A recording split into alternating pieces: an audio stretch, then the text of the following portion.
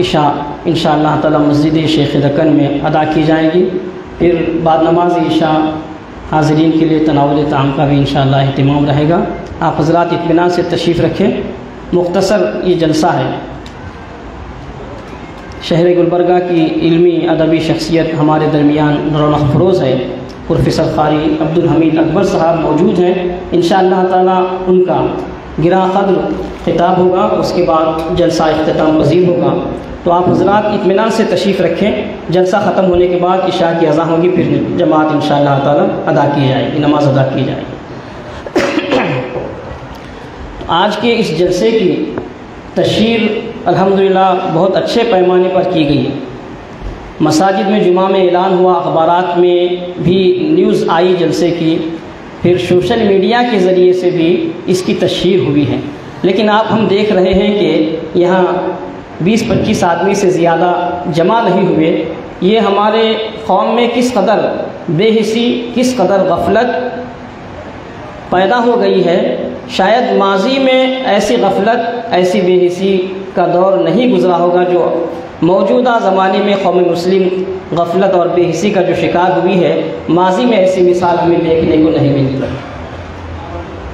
آپ دیکھیں کہ لا کمیشن نے جو رائے عامہ طلب کی ہے، درخواست پہنچانے کی آخری تاریخ 14 جولائی ہے۔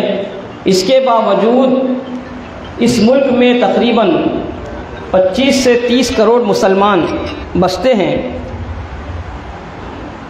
اور یہاں کے جتنے بھی بڑی تنظیمیں ہیں اور سب سے بڑا جو پلیٹ فارم مسلمانوں کا ہے مسلم پرسنل لا بورڈ، وہ بھی اس سلسلے میں تقریباً 1 مہینے سے سرگرم ہے اور متحرک ہے۔ کئی طرح سے مسلم پرسنل لا بورڈ رائے اکٹھا کرنے کے لیے، لوگوں کی رائے لا کمیشن تک پہنچانے کے لیے کوششیں کر رہا ہے۔ اس کے باوجود بھی جو درخواستیں لا کمیشن آف انڈیا تک پہنچی ہیں وہ صرف 19 سے 20 لاکھ تک کی درخواستیں پہنچی ہیں۔ 1% کے برابر بھی درخواستیں وہاں نہیں پہنچی ہیں کہ ہم اس بل کی مخالفت کرتے ہیں۔ کامن سول کوڈ ہمارے ملک کی سالمیت کے لیے، امن کے لیے، یہاں پر جو مذاہب، مختلف مذاہب کے ماننے والے ہیں ان کے لیے کسی بھی طرح قابل عمل نہیں ہے، قابل قبول نہیں ہے۔ اس طرح کی درخواستیں پہنچنا چاہیے تھا کثیر تعداد میں۔ یہ ہماری غفلت ہے، بے حسی ہے کہ اس طرف ہم دھیان دینے کے لیے، توجہ دینے کے لیے تیار نہیں ہیں، اور آسان کرنے کے لیے کئی ایپ بھی تیار کیے گئے ہیں۔ 2 سیکنڈ میں درخواست ہماری لا کمیشن آف انڈیا تک پہنچ جاتی ہے۔ اتنی سہولتیں مہیا کرنے کے بعد بھی ہماری توجہ اس جانب نہیں ہے کہ گھر کے ہر فرد کے ذریعے سے، ہمارے پورے سماج کے ذریعے سے لاکھوں کی تعداد میں اب تک وہاں درخواستیں پہنچنی چاہیے تھیں، وہ نہیں پہنچ سکی۔ اس سے بھی ہم اندازہ کر سکتے ہیں کہ ہمارے اندر کس طرح کی غفلت پیدا ہو چکی ہے۔ یہی اگر ہم دیکھیں کہ حال میں سابقہ حکومت نے 4% جو ریزرویشن ہے اس کو کینسل کیا، تو قانونی کارروائی میں جڑ گئے لوگ، مہم چلائے اس کے لیے۔ اپنے ذاتی حقوق، ذاتی مفاد اگر چھن جاتے ہیں، اس میں کمی بیشی ہوتی ہے تو متحرک ہو جاتے ہیں۔ یہاں شریعت چھیننے کی بات ہو رہی ہے، شریعت میں مداخلت کی بات ہو رہی ہے، تو ہمارے اندر کوئی جو ہے نا تحریک ہمارے اندر نہیں ہے، کوئی بے چینی، بے قراری نہیں ہے کہ اس کو کیسے روکا جائے۔ کم سے کم ہم جس ملک میں ہیں اس کے قانون کے دائرے میں رہتے ہوئے جو کارروائی کرنی چاہیے اس جانب پہل کرنے اور سرگرم ہو کر اس کو انجام دینے کی ضرورت ہے۔ آج کا جو یہ جلسہ ہے یہ عملی قدم ہے خانوادہ حضرت شیخ دکن کا، کہ قوم ملت کو احکام شریعت سے کما حقہ روح شناس کروایا جائے۔ طلاق کیا ہے، خلا کیا ہے، میراث کیا ہے، آئلی مسائل جتنے بھی ہیں ان سے قوم مسلم کو واقف کروانے، ملت اسلامیہ کو واقف کروانے کے لیے ایک درد لے کر خانوادہ شیخ دکن نے اس کا بیڑا اٹھایا ہے، اور یہ پری میرج تربیتی سیشن کے کلاسز انشاءاللہ تعالی چلا رہے ہیں۔ یہ ہر مہینہ سیکنڈ سیٹرڈے 2 تا 4 یہ کلاسز چلائے جائیں گے۔ ان میں تمام مسائل جو آئینی ہیں، جیسے نکاح کے مسائل ہیں، طلاق کے مسائل ہیں، خلا کے مسائل ہیں، میراث کے مسائل ہیں، تقسیم جائیداد کے مسائل ہیں، نال و نفع کے مسائل ہیں، حقوق اولاد کے مسائل ہیں، والدین کے حقوق، میاں بیوی کے حقوق، یہ جو آئینی مسائل ہیں علماء کرام انشاءاللہ تعالی اس پر قرآن اور سنت کی روشنی میں ملت اسلامیہ کو تعلیم دیں گے، ان کی تربیت کریں گے، ان کی ذہن سازی کرائیں گے، انہیں بتائیں گے، احکام سکھائیں گے۔ یہ اس کا آج افتتاحی جلسہ ہے۔ ہونا تو یہ چاہیے تھا کہ یہ پورا سما خانہ سامعین سے بھر جائے اور سما خانے میں بیٹھنے کے لیے جگہ تک نہ ملے۔ اس کے برخلاف ہم دیکھ رہے ہیں کہ تھوڑے سے لوگ یہاں بیٹھے ہوئے ہیں جو اس جلسے میں شرکت کی سعادت حاصل کر رہے ہیں۔ حاضرین محترم، قرآن مجید فرقان حمید کی 2 آیت کریمہ کی تلاوت کا شرف میں نے حاصل کیا۔ پہلی آیت شریفہ سورہ مائدہ کی آیت شریفہ ہے۔ اس آیت شریفہ کا نزول حجۃ الوداع میں ہوا اور اللہ سبحانہ و تعالیٰ نے جبریل امین کے ذریعے ان آیات کو آقا کریم علیہ السلام پر نازل فرمایا۔ آیت کیا ہے؟ سورہ مائدہ کی آیت کریمہ کا ایک جز ہے جس کو میں پڑھ رہا ہوں۔ ارشاد باری تعالیٰ ہے، اعوذ باللہ من الشیطان الرجیم، بسم اللہ الرحمن الرحیم، الیوم اکملت لکم دینکم واتممت علیکم نعمتی ورضیت لکم الاسلام دینا۔ الیوم، آج، الیوم اتممت لکم، آج ہم نے تمہارے لیے مکمل کر دیا۔ کیا مکمل کر دیا؟ الیوم اکملت لکم دینکم، تمہارے دین کو تمہارے لیے قیامت کی صبح تک مکمل کر دیا۔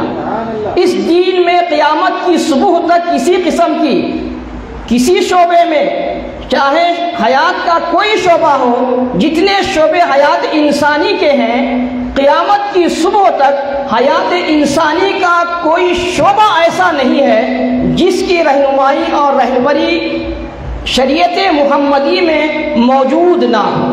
قیامت کی صبح تک جتنے مسائل پیدا ہوں گے، جتنے چیلنجز کا سامنا ملت اسلامیہ کو کرنا ہوگا، ان ساروں کا حل شریعت اسلامی میں اللہ سبحانہ و تعالیٰ نے محفوظ کر دیا ہے۔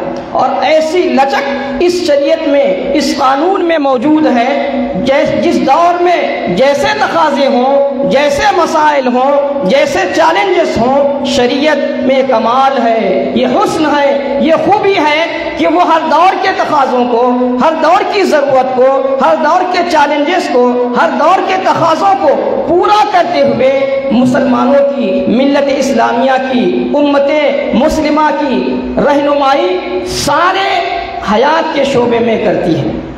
اور اللہ سبحانہ و تعالیٰ نے نہ صرف یہ فرمایا کہ ہم نے تمہارے لیے آج تمہارے دین کو مکمل کر دیا، تمہاری شریعت کو مکمل کر دیا، بلکہ قیامت کی صبح تک جتنے انسان پیدا ہوں گے ان سب کے لیے ایک ہی دین ہے، ایک ہی دین سے اللہ راضی ہوگا، وہ کوئی اور دین نہیں، وہ دین اسلام ہے۔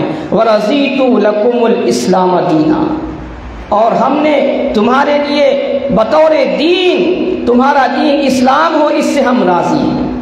تو اس آیت شریفہ سے معلوم ہوا کہ دین اسلام میں، شریعت محمدی میں وہ کمال ہے، وہ خوبی ہے کہ قیامت کی صبح تک انسانی حیات کے جتنے شعبے ہیں، ہر شعبے میں یہ شریعت محمدی رہنمائی کا فریضہ انجام دیتی ہے۔ اس کے بعد جو آیت شریفہ میں نے تلاوت کی ہے وہ سورہ نساء کی آیت شریفہ ہے۔ اللہ سبحانہ و تعالی سورہ نساء کی اس آیت شریفہ میں ارشاد فرماتا ہے، اعوذ باللہ من الشیطان الرجیم، بسم اللہ الرحمن الرحیم، یا ایھا الذین آمنوا اطیعوا اللہ واطیعوا الرسول، اے ایمان والو اطاعت کرو اللہ کی، اطاعت کرو رسول کی، وَأُولِي الْأَمْرِ مِنْكُمْ، اور اطاعت کرو تم میں جو حکم والے ہیں، اولو الامر ہیں۔ فَإِن تَنَازَعْتُمْ فِي شَيْءٍ، پس اگر تمہارے درمیان کسی چیز کو لے کر تنازع ہو جائے، جھگڑا ہو جائے، اختلاف ہو جائے، تو اس جھگڑے کا حل اور اس مسئلے کا حل کہاں تلاش کرو، کہاں رجوع کرو، تو ارشاد ہوتا ہے فَإِن تَنَازَعْتُمْ فِي شَيْءٍ فَرُدُّوهُ إِلَى اللَّهِ وَالرَّسُولِ، تمہارے سارے معاملات کا حل اگر چاہتے ہو، وہ تمہاری زندگی کے کسی بھی شعبے سے کیوں نہ تعلق رکھتا ہو، اس میں اگر اختلاف ہو جائے، تنازع ہو جائے، اس کا حل اگر بہتر حل چاہتے ہو تو تم اس معاملے کو اللہ اور اس کے رسول کی بارگاہ میں رجوع کرو۔ اگر تم ایمان رکھتے ہو، ان کنتم تؤمنون باللہ والیوم الآخر، یہ رجوع کرنا ان کے لیے ہے جو اللہ پر اور روز آخرت پر ایمان رکھتے ہیں، اور یہ رجوع کرنے والوں کے لیے سب سے بہتر ہے۔ اس سے بہتر ان کے حق میں کوئی فیصلہ نہیں کہ وہ اپنے معاملات کو اللہ اور اس کے رسول کی بارگاہ میں رجوع کریں۔ اس آیت شریفہ کے شان نزول کے بارے میں مفسرین نے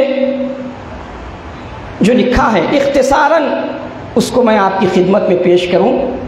مفسرین نے لکھا ہے کہ یہ آیت کا نزول اس وقت ہوا جب ایک مسلمان جو دراصل منافق تھا، اپنے کو مسلمان ظاہر کرتا تھا لیکن تھا منافق، اس کے درمیان اور ایک یہودی کے درمیان کسی بات کو لے کر تنازع ہوا۔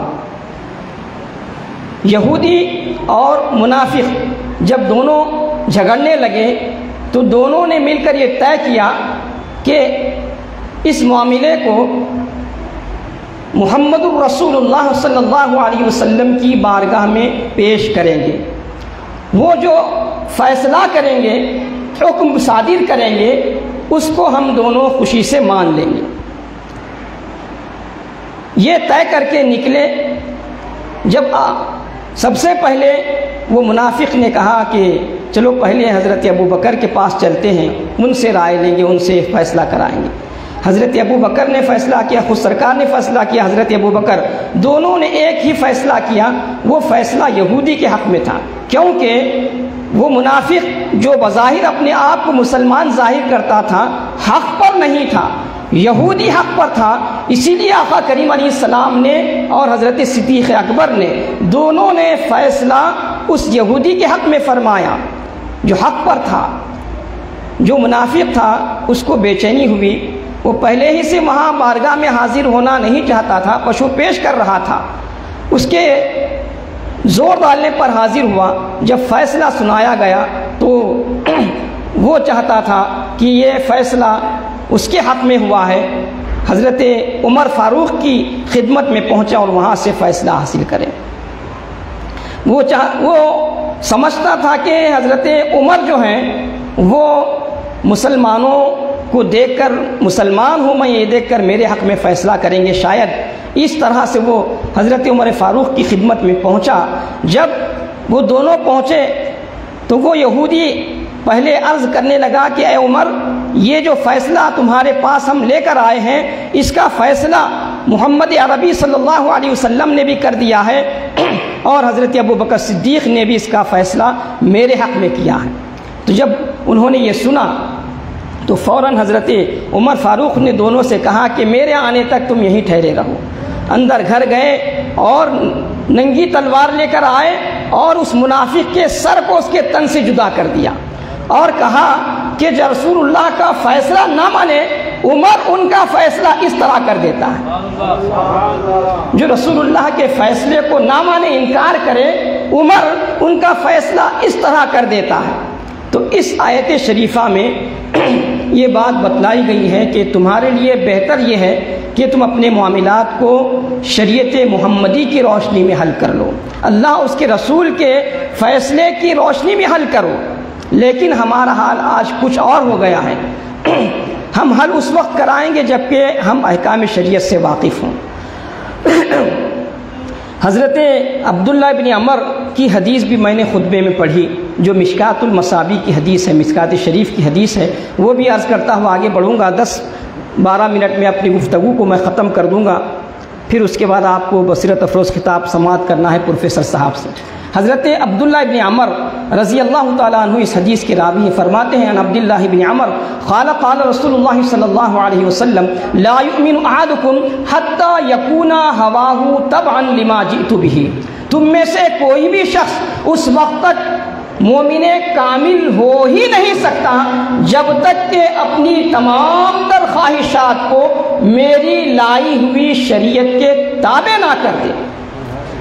ہم اپنی تمام تر خواہشات کو جب تک شریعت محمدی کے تابع نہ کریں گے اور اپنے معاملات کو شریعت محمدی کے حوالے نہیں کریں گے، اس وقت تک ہم کامل الایمان سچے پکے مسلمان کہلانے کے مستحق نہیں ہیں۔ آج ہم دیکھتے ہیں قاضی صاحب بھی ہیں یہاں موجود ہیں، ان کے پاس کئی مسائل آتے ہیں طلاق خلا کے۔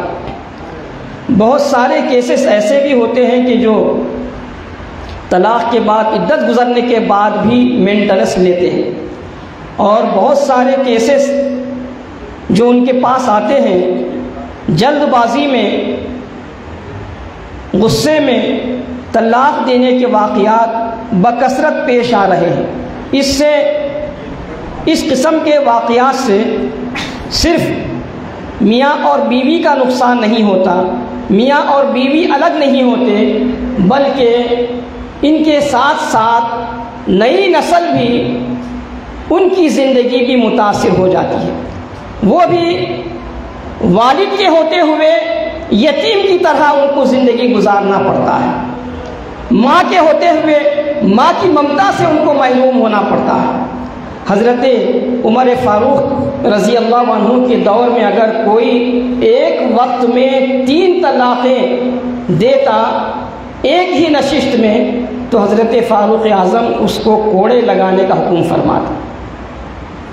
ایک ہی نشست میں 3 طلاقیں دینے سے منع کیا گیا ہے، وقفے وقفے سے دینا ہے۔ پہلے طلاق کے احکام سے واقفیت ضروری ہے۔ آج ہم شادی بیاہ کرتے ہیں، شادی کی تیاری دلہے میاں اور ان کے خاندان والے 1 سال پہلے سے شروع کرتے ہیں۔ دلہا اپنے لباس کی تیاری، اپنے فرنیچر کی تیاری 6 مہینے پہلے کرتا ہے، کون سا مجھے کیسی شیروانی پہننی ہے، کیسا سوٹ پہننا ہے، میرے گھر میں فرنیچر کیسے آنا ہے، یہ 1 سال پہلے تیار کیا جاتا ہے۔ اس کے لیے وقت نکالا جاتا ہے، لوگوں سے مشورے لیے جاتے ہیں، دوست احباب سے پوچھا جاتا ہے مجھ پر کیسا لباس میں کیسا لباس زیب تن کروں تو اچھا لگوں گا۔ کیا ہم نے کبھی اتنے مقدس بندھن میں بندھنے سے پہلے، اتنے اہم ترین فریضے کو انجام دینے سے پہلے جیسے لباس کی فکر کی، جیسے فرنیچر کی فکر کی، کیا کبھی ہم نے یہ سوچا ہے ہم شادی کرنے جا رہے ہیں، شریعت اسلامی میں نکاح کے کیا احکام ہیں، ان کو سیکھنا چاہیے۔ طلاق کے کیا احکام ہیں اس کو معلوم کرنا چاہیے، خلا کب ہونا ہے اس کے کیا احکام ہیں معلوم کرنا چاہیے، شوہر پر بیوی کے کیا حقوق ہیں، بیوی پر شوہر کے کیا حقوق ہیں، یہ اس کو معلوم کرنے کے لیے ہمارے اندر کبھی فکر ہوتی ہے؟ ہرگز نہیں ہوتی۔ کب رجوع ہوتے ہیں علماء سے؟ غصے کی حالت میں طلاق دے دیتے ہیں، پھر علماء کی خدمت میں آتے ہیں کہ کوئی راستہ ایسا ہے جو ہمیں 1 سال زندگی گزارنے کی اجازت دے۔ جب کہ ایک نشست میں 3 طلاقیں دینے کے بعد طلاق واقع ہو جاتی ہے، کوئی صورت نہیں ہوتی دوبارہ تجدید نکاح کی۔ ایسے وقت میں علماء کے پاس بھی رجوع ہوتے ہیں، مفتی حضرات کے پاس بھی رجوع ہوتے ہیں، لیکن شادی سے پہلے ان احکام کا جاننا کتنا ضروری ہے۔ حضرت امام غزالی رحمۃ اللہ علیہ فرماتے ہیں جب بچہ بالغ ہو جاتا ہے، نماز اس پر فرض ہوتی ہے تو نماز کے احکام کا سیکھنا اس پر واجب ہے، فرض ہے۔ جب وہ بڑا ہو جاتا ہے اس پر زکوٰۃ فرض ہوتی ہے تو زکوٰۃ سے متعلق کیا احکام ہے اس کا سیکھنا جاننا ضروری ہوتا ہے۔ تجارت اگر کوئی کرتا ہے تجارت کے احکام سیکھنا ضروری ہے۔ اگر کوئی شادی کرتا ہے، نکاح کرتا ہے تو اس کے کیا احکام شریعت اسلامی میں رکھے گئے ہیں ان سے واقف ہونا ہر مسلمان کے لیے لازمی و ضروری ہے۔ اس جانب ہماری کوئی توجہ نہیں ہوتی۔ حاضرین محترم، آج جو بہت سے گھر ٹوٹ رہے ہیں، بہت سے خاندان بکھیر رہے ہیں، ان سب کے کئی وجوہات ضرور ہوں گے، لیکن ان میں سب سے بڑی وجہ، سب سے بنیادی وجہ یہی ہو سکتی ہے کہ آج ہمارے نوجوان نہ نکاح کے مسائل سے واقف ہیں، نہ طلاق کے احکام سے واقف ہیں، نہ خلا کے احکام سے واقف ہیں، نہ زوجین کے حقوق سے واقف ہیں۔ اسی وجہ سے یہ بہت سارے طلاق کی جو ہے نا واقعات کثرت سے پیش آ رہے ہیں۔ اگر ہم احکام سے واقف ہوں گے، مسائل سیکھیں گے، اسلام میں طلاق کو کس قدر ناپسند کیا گیا ہے وہ معلوم کریں گے، تو اس کی جو کثرت ہو رہی ہے انشاءاللہ اس پر روک لگ سکتی ہے۔ ایک حدیث مبارکہ میں عرض کرتا ہوں آگے بڑھوں۔ آقا کریم علیہ السلام نے فرمایا کہ مباح چیزوں میں اللہ تعالیٰ کو سب سے ناپسندیدہ اگر کوئی چیز ہے تو وہ طلاق۔ حضرت علی سے سرکار نے ایک دفعہ فرمایا کہ علی تم طلاق سے بچو، کیوں؟ حضرت علی نے فرمایا یا رسول اللہ کیوں بچنا چاہیے؟ تو آقا کریم علیہ السلام نے فرمایا اے علی، جب کوئی طلاق دیتا ہے، کوئی مسلمان اپنی زوجہ کو طلاق دیتا ہے تو اللہ کا عرش بھی ہلنے لگ جاتا ہے، اللہ کا عرش بھی کانپنے لگ جاتا ہے۔ سرکار فرماتے ہیں کہ لا يدخل الجنت قاطع، جو رشتے کو توڑتا ہے، چاہے وہ رشتہ زوجیت ہو، خونی رشتہ ہو، رشتوں کو توڑنے کا جو کام کرتے ہیں وہ جنت میں نہیں جائیں گے۔ یہاں تک کہ ان کو جنت میں جانا تو دور کی بات ہے، جنت کی جو مہک ہے، جو خوشبو ہے، اللہ تعالیٰ اس سے بھی دور رکھے گا۔ پوری دنیا میں جتنے بھی مذاہب ہیں، ان تمام مذاہب میں سب سے بہترین رہنمائی کرنے والا دین اسلام ہے۔ اور قرآن مجید کی آپ اگر تلاوت کریں گے تو یہ آپ کو بات معلوم ہوگی کہ قرآن مجید میں رشتہ زوجیت کو لے کر، رشتہ زوجیت سے متعلق جس قدر کثرت سے دل نشیں پیرائے میں اس رشتے کو نبھانے کے احکام دیے گئے ہیں، اس رشتے کی اہمیت کو اجاگر کیا گیا ہے۔ دنیا کا کوئی ایسا رشتہ نہیں ہے کہ قرآن مجید میں اتنی صراحت کے ساتھ رشتے کو نبھانے کی تعلیم دی گئی ہو۔ کہیں فرمایا کہ وعاشروہن بالمعروف، تم ان کے ساتھ بہترین حسن سلوک سے پیش آؤ۔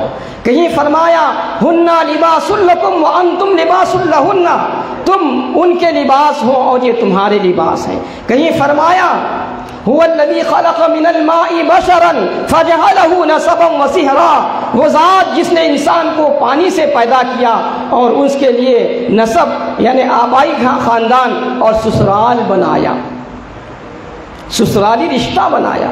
کہیں فرمایا سورہ روم میں وَمِنْ آيَاتِهِ أَنْ خَلَقَ لَكُمْ مِنْ أَنفُسِكُمْ أَزْوَاجًا لِتَسْكُنُوا إِلَيْهَا وَجَعَلَ بَيْنَكُمْ مَوَدَّةً وَرَحْمَةً، اور اللہ کی آیتوں میں سے ایک عظیم ترین آیت، عظیم ترین نشانی یہ ہے کہ اس نے تم کو پیدا کیا اور تمہارے جنس سے ہی تمہارے جوڑے پیدا فرمائے، اور تمہارے جوڑے اس لیے پیدا فرمائے، اور جوڑے پیدا فرما کر صرف چھوڑ نہیں دیا یوں ہی، جوڑے پیدا فرما کر اللہ تعالیٰ نے اس جوڑے میں، اس جوڑے کا جو نام دیا ہے، اس رشتے کا جو نام دیا ہے، سب سے پیارا نام اس آیت میں اللہ نے دیا ہے وَجَعَلَ بَيْنَكُمْ مَوَدَّةً وَرَحْمَةً۔ مودت اور رحمت کا یہ رشتہ ہے۔ رشتہ زوجیت کوئی معمولی رشتہ نہیں ہے، یہ محبتوں سے بھرا ہوا رشتہ ہے، مودتوں سے بھرا ہوا رشتہ ہے، رحمتوں کا مرکز ہے، محبتوں کا مرکز ہے اور مودتوں کا مرکز ہے۔ یہیں سے سارے خاندان کو مودت، رحمت اور محبت کی خیرات اسی رشتے سے ملتی ہے۔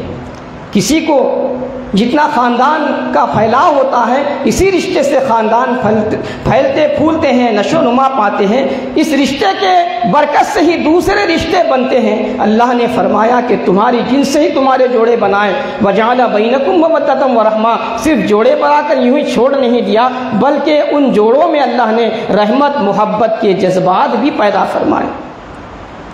اس میں نشانی ہے وَجَعَلَ بَيْنَكُمْ مَوَدَّةً وَرَحْمَةً إِنَّ فِي ذَلِكَ لَآيَاتٍ لِقَوْمٍ يَتَفَكَّرُونَ۔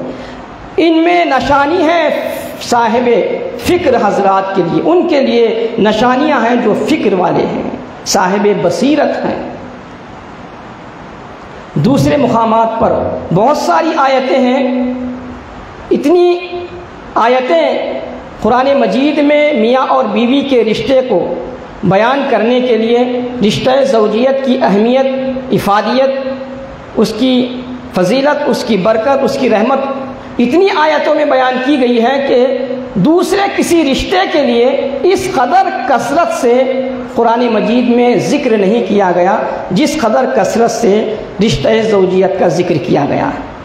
یہ کثرت اس بات پر دلالت کرتی ہے کہ یہ رشتہ اللہ تعالیٰ کے یہاں بہت زیادہ پسندیدہ ہے۔ کیوں پسندیدہ ہے؟ کہ اسی رشتے کے بعد نسل انسانی کی بقا کا ذریعہ یہ رشتہ ہے، اسی سے نسل انسانی چلتی ہے، اسی سے نسل انسانی نشو و نما پاتی ہے۔ یہی رشتہ انسان کو نیکیوں پر ابھارتا ہے، خیر کی دعوت دیتا ہے، اور اس رشتے سے بہت ساری بھلائیاں بندگان خدا کو حاصل ہوتی ہیں۔ حاضرین محترم، قرآن مجید فرقان حمید کے بعد احادیث مبارکہ کا جب ہم مطالعہ کرتے ہیں تو اس میں بھی سرکار دو عالم صلی اللہ علیہ وسلم نے بہت کثرت کے ساتھ اس رشتہ زوجیت کی اہمیت و افادیت کو واضح فرمایا ہے۔ بخاری اور دیگر کتب میں یہ حدیث پاک موجود ہے۔ سرکار فرماتے ہیں انما النساء شقائق الرجال، یہ خواتین جو ہوتی ہیں بیویاں، یہ مرد کا شقیقہ یعنی ان کے وجود کا ہی حصہ ہے۔ شق یا شقو کے معنی کسی چیز کو، ایک چیز ہے اس کو درمیان سے پھاڑ کر الگ کر دینے کے ہیں۔ ایک لکڑی ہے، اس کو درمیان سے چیر کر جب ہم الگ کرتے ہیں تو دو نظر آتے ہیں، لیکن حقیقت میں وہ ایک ہی ہے، ایک ہی وجود رکھتے ہیں۔ ایسے ہی میاں اور بیوی دو وجود بظاہر نظر آتے ہیں، حقیقت میں اگر دیکھا جائے تو میاں کے وجود کے بغیر بیوی کا وجود نامکمل ہے، بیوی کے وجود کے بغیر شوہر کا وجود نامکمل ہے۔ دو وجودوں کے بغیر مکمل وجود کا تصور ہرگز نہیں کیا جا سکتا۔ یہ تعلیم رحمت عالم نے ہمیں دی ہے، اور بہت زیادہ احادیث مبارکہ میرے ذہن میں موجود ہیں جو اس رشتہ زوجیت کے متعلق بتلائے گئے ہیں۔ کسی موقع پر میں انشاءاللہ ان کو آپ کی خدمت میں پیش کروں گا۔ ایک واقعہ، چونکہ ماہر اقبالیات پروفیسر قاری عبدالحمید اکبر صاحب یہاں موجود ہیں، علامہ اقبال کے حوالے سے ایک واقعہ ذکر کر کے میں اپنی گفتگو کو ختم کروں گا۔ علامہ اقبال جب لندن میں موجود تھے، اس وقت ایک غیر مسلم نے علامہ اقبال کو وکیل بنا کر شادی کی۔ کچھ عرصے بعد اس غیر مسلم میں اور اس کی بیوی میں اختلافات شروع ہو گئے۔ اختلافات اس قدر بڑھ گئے کہ والدین کے سمجھانے کے باوجود، یہاں تک کہ علامہ اقبال علیہ الرحمٰن نے خود اس غیر مسلم کو سمجھایا، اس کے باوجود بھی وہ شخص طلاق لینے سے باز نہیں آ رہا تھا۔ علامہ اقبال کو وکیل بنا کر اس نے شادی کی تھی، تو انہی کے پاس آیا اور کہا کہ میں ان سے طلاق لینا چاہتا ہوں، آپ مجھے طلاق کرا دیں۔ علامہ اقبال نے سمجھایا، نہیں سمجھا، وہ کیس دائر ہو گیا کورٹ میں۔ ایک پیشی میں وہ طلاق واقع ہونے والی تھی، علیحدگی ہونے والی تھی۔ دوسرے دن صبح اس کا فیصلہ تھا، اس کی شام یعنی کل صبح فیصلہ ہونا والا ہے، تو آج شام میں وہ علامہ اقبال کے پاس غیر مسلم آیا، آ کر کہنے لگا کہ آپ نے جو میرا کیس درج کیا ہے اس کو واپس لے لیجئے، میں طلاق دینا نہیں چاہتا بیوی کو۔ علامہ اقبال حیران ہو گئے، کیوں نہیں دینا چاہتے؟ کل تک تو تم بہت زیادہ بضد تھے کہ میرا گزارا میری بیوی کے ساتھ ہرگز نہیں ہو سکتا، آج کیا کیفیت، کیسا تمہارا رخ بدل گیا، تمہارا فیصلہ کیسے بدل گیا؟ تو وہ غیر مسلم، بڑی پیاری بات اس نے کہی۔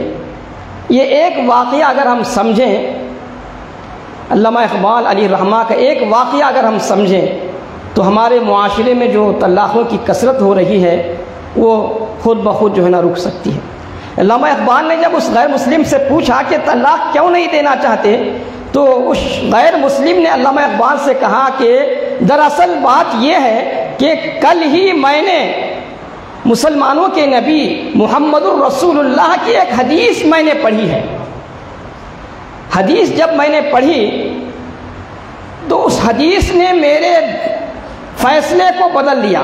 وہ حدیث کیا ہے؟ یہ حدیث کنز العمال میں ہے، مسند احمد میں ہے، دیگر کتب حدیث میں یہ حدیث پاک موجود ہے۔ سرکار فرماتے ہیں کہ تم اپنے بیویوں سے بغض نہ رکھو، ان سے عداوت نہ کرو۔ اگر تمہیں ان کی کوئی چیز، کوئی عادت، کوئی خصلت پسند نہیں آ رہی ہے تو یہ ناپسندیدہ خصلت کو نہ دیکھو، بلکہ ان کے اندر جو ایسی خصلتیں، ایسی عادتیں ہیں جو تم بے انتہا پسند کرتے ہو، اس خصلت کو دیکھو، اس عادت کو دیکھو، اس اخلاق کو دیکھو، اور جو ناپسندیدہ ہے اس کو نظر انداز کر دو۔ آپ کے نبی کا یہ فرمان جب میں نے پڑھا تو میری بیوی کی ایک عادت، ایک خصلت، اس کا ایک اخلاق مجھے بہت پسند ہے، اس پر میں نے نظر کی اور آپ کے پیغمبر کی یہ حدیث پڑھ کر میں نے فیصلہ بدل لیا۔ تو علامہ اقبال اس سے پوچھتے ہیں کہ وہ کون سی خصلت، کون سا اخلاق ہے جس کو تم پسند کرتے ہو؟ تو وہ غیر مسلم کہتا ہے کہ ہم لندن میں رہتے ہیں، ایسا یہاں کا معاشرہ ہے، آپ جانتے ہیں کہ ایسے معاشرے میں میری بیوی، ایسے کھلے معاشرے میں جہاں پردے کی کوئی جو ہے نا پابندی نہیں ہے، اور یہاں کا جو سماج ہے کس قدر گناہوں میں ملوث ہے، کس قدر یہاں پر گناہوں کا ارتکاب ہوتا ہے، گناہوں کے کام ہوتے ہیں، اس کے بعد بھی میں نے اپنی بیوی کو کبھی بے پردہ نہیں دیکھا ہے۔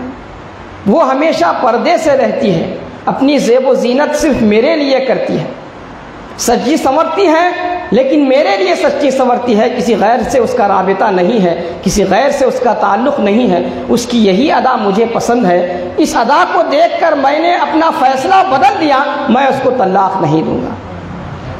علامہ اقبال اس نوجوان سے کہتے ہیں کہ یقیناً یہ تو حق ہے، سچی بات ہے کہ تمہاری زندگی میں موڑ اسی وجہ سے آیا، تم نے ہمارے نبی کی حدیث پڑھی اور تمہارا رخ بدل گیا۔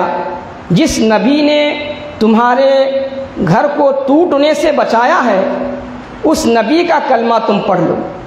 وہ غیر مسلم فوراً کہتا ہے کہ تو میں اسی لیے تو آپ کے پاس آیا ہوں، آپ مجھے فوراً آپ کے نبی کا کلمہ پڑھا دیجیے۔ علامہ اقبال کے دست مبارک پر وہ اسلام قبول کر لیتا ہے۔ آپ غور کریں کہ ایک غیر مسلم آقا رحمت کے ایک فرمان کو پڑھ کر اپنا فیصلہ بدل رہا ہے۔ ہماری کیا حالت ہے؟ ہم ہزاروں فرامین رسول اللہ کو پڑھتے بھی ہیں، سنتے بھی ہیں، جانتے بھی ہیں، اس کے باوجود شریعت کے جو احکام ہیں اس کے آگے ہماری طبیعت کو جھکا نہیں دیتے، ہمارے سروں کو خم نہیں کرتے۔ شریعت کی بات نہیں چاہیے، ہمیں طبیعت کا فیصلہ چاہیے۔ ہماری طبیعتیں جو کہیں گے ہم اس کو سنیں گے، اس پر عمل کریں گے، اس کی طرف جائیں گے۔ ہم کہاں تک کے پکے مسلمان ہیں؟ سرکار نے تو یہ فرمایا کہ تم اپنی ساری خواہشوں کو جب تک میری لائی ہوئی شریعت کے تابع نہیں کرو گے، شادی کرنا ہے میرے احکام کے مطابق، طلاق کا موقع ہے میں نے جو احکام دیے ہیں اس کے احکام کے مطابق، خلا میرے احکام کے مطابق، تمہاری طبیعتوں کے مزاج کے مطابق نہیں، احکام شریعت کے مطابق ہونا چاہیے۔ آج ہمیں ضرورت اس بات کی ہے کہ سب سے پہلے ہم احکام شریعت سیکھیں، مستند مفتی حضرات سے رجوع ہوں، مستند علماء سے رجوع ہوں۔ شادی سے پہلے جیسے دیگر چیزوں کی تیاری 1 سال پہلے سے شروع کی جاتی ہے، اس کی شادی میں اتنے ڈش بنے، میری شادی میں میں ایسا بناؤں گا، اس نے شادی میں ایسی شیروانی پہنی تھی، میں ایسی شیروانی ایسا سوٹ پہنوں گا، اس کا فرنیچر ایسا ہے، میرا فرنیچر ایسا بناؤں گا، یہ سارے پلان تو ہمارے نوجوان کرتے ہیں۔ میں درد مندانہ اپیل کرتا ہوں یہ سارے پروگرام آپ ضرور بنائیں، اس کے اولین ترجیح آپ کی یہ ہونا چاہیے کہ میں جس مقدس فریضے کو، جس مقدس سنت کو، سنت رسول کو انجام دینے جا رہا ہوں، نکاح کی جو سنت ہے، تمام انبیاء کی سنت ہے، سنت رسول کو میں انجام دینے جا رہا ہوں، سرکار نے فرمایا کہ النکاح من سنتی، نکاح میری سنت ہے۔ سرکار کی اس سنت کو جب ہم ادا کرنے جائیں تو جہاں دیگر چیزوں کی ہم لسٹ بناتے ہیں، طویل فہرستیں ہوتی ہیں ہمارے پاس، منصوبے ہوتے ہیں، یہ ضرور آپ تیاری کیجئے کہ نکاح سے پہلے نکاح کے کیا احکام ہیں اس کو سیکھیں۔ طلاق کے احکام کیا ہیں، خلا کے احکام کیا ہیں، زوجین کے حقوق کیا ہیں، میراث کے احکام کیا ہیں، ہبہ کے احکام کیا ہیں، جو ہمارے آئینی جو مسائل ہیں فوجداری کو چھوڑ کر آئینی جو مسائل ہیں ان کو قرآن اور سنت کی روشنی میں حل کیجیے۔ ہمارا یہ وطن عزیز کا جو دستور ہے اس کا دفعہ 25 ہمیں یہ اجازت دیتا ہے، ہمیں ہی نہیں بلکہ سارے ہندوستان کے سارے شہریوں کو یہ اجازت دیتا ہے، سارے ناگرکوں کو یہ اجازت دیتا ہے کہ وہ اپنے اپنے مذہب پر رہیں، اپنے مذہب کے مطابق اپنے مذہب کے رسومات کو انجام دیں، اپنے مذہب کے احکام کے مطابق زندگی گزاریں، آئلی زندگی، اور اپنے مذہب کی تبلیغ کریں۔ یہ ہندوستانی دستور کے دفعہ 25 میں یہ اجازت ہے۔ یہ جو بل لایا جا رہا ہے اس بل کی دفعہ 25 کی جو ہے نا مخالفت ہے، ہمارے جو جمہوری حقوق ہیں ان کو چھیننے کی یہ بات ہے، ہماری ہی نہیں دیگر اقلیتیں جتنی بھی ہیں ان کے حقوق کو چھیننے کی بات ہے۔ یہ اگرچہ کہ سیاسی حربہ بھی ہے، سیاسی حربہ سیاست دانوں کے لیے ہو، لیکن بات جب سیاست کی سیاست والوں کو سلامت، شریعت کے حوالے سے اگر سیاست کی بات کریں گے تو ہم خاموش بیٹھنے والے نہیں۔ سیاست تمہیں کرنی ہے تو اور حوالوں سے کرو، ہمارے دیگر معاملات کو لے کر تم سیاست کرو، دین اور شریعت کو چھوڑو گے تو قوم مسلم خاموش بیٹھنے والی قوم نہیں ہے۔ قوم مسلم اگرچہ کہ غفلت ہے، بے حسی ہے، اس کے باوجود بھی سرکار کے صدقے میں ایمان کی جو شمع ہمارے دل میں روشن ہے، یہ شمع ہمیں تحریک دے گی کہ ہم شریعت اسلامی کے تحفظ کے لیے ہر دم قانون کے دائرے میں رہتے ہوئے ہر وقت کمر بستہ ہیں۔ ہمارے قوم کا بچہ بچہ، ہمارے قوم کا جوان، ہمارے قوم کا بوڑھا، ہماری قوم کی مائیں، ہماری قوم کی بیٹیاں ہر وقت تیار ہیں، جب شریعت پر حملہ ہوگا تو کیسے اس کو بچانا ہے، ہم تیاری رکھتے ہیں اس کی۔ اور ہماری یہ ذمہ داری ہے کہ ہم سارے ہماری امور زندگی کو شریعت کے مطابق انجام دیں۔ ہم اگر شریعت پر قائم رہیں گے، شریعت کو پکڑے رہیں گے، شریعت کے مطابق ہی اپنے کام کریں گے تو دنیا کی کوئی طاقت ایسی نہیں ہے کہ ہمیں شریعت سے ہٹا سکے۔ پہلے ہمیں جمنا چاہیے شریعت کے احکام پر، دل جماعی کے ساتھ، سچے دل کے ساتھ احکام شریعت پر کاربند ہونا چاہیے۔ بہت ساری باتیں اور بھی ہیں، انشاءاللہ دوسرے موقع پر میں عرض کروں گا۔ تو آج کے اس نشست میں یہی پیغام دینا چاہتا ہوں کہ شیخ دکن بیت المال شیخ دکن فاؤنڈیشن کے جانب سے تقدس مآب حضرت الحاج شیخ شاہ محمد افضل الدین جنیدی سراج بابا صاحب قبلہ، وہ فضیلت مآب محمد قوام الدین جنیدی وحاج بابا صاحب قبلہ، غلام محی الدین جنیدی منہاج بابا صاحب قبلہ، یہ خانوادہ شیخ دکن کے ارکان معظم نے جو بہترین وقت میں بہترین فیصلہ لیا ہے، آپ اس کا استقبال کریں۔ یوں تو ہر دور میں خانوادہ شیخ دکن نے قوم و ملت کی جس دور میں قوم و ملت کو جس دور میں جس چیز کی ضرورت ہے وہ 6 صدیوں سے، گزشتہ 6-7 صدیوں سے دیتا آ رہا ہے۔ خانوادہ شیخ دکن کو اللہ نے یہ شرف و عز و شرف بخشا ہے کہ گزشتہ 7 صدیوں سے حضرت شیخ دکن سے لے کر حضرت تاج المشائخ تک اور ان کے فرزندان تک یہ سلسلۃ الذہب چلا آ رہا ہے کہ قوم مسلم کو جس دور میں جس چیز کی ضرورت ہے، جن تقاضوں کی جو تقاضے ہیں وقت کے، ان تقاضوں کو مد نظر رکھتے ہوئے خانوادے نے خدمات پیش کی ہیں اپنی۔